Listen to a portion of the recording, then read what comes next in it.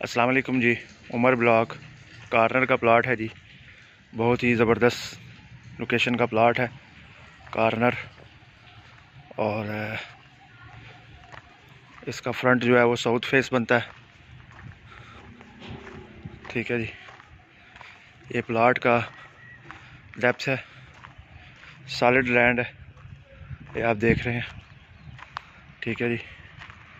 ये स्ट्रीट है, ये इस तरफ सामने मेन रोड है हॉस्पिटल वाली, और ये बुलेवार्ड से तकरीबन दूसरा प्लाट बनता है।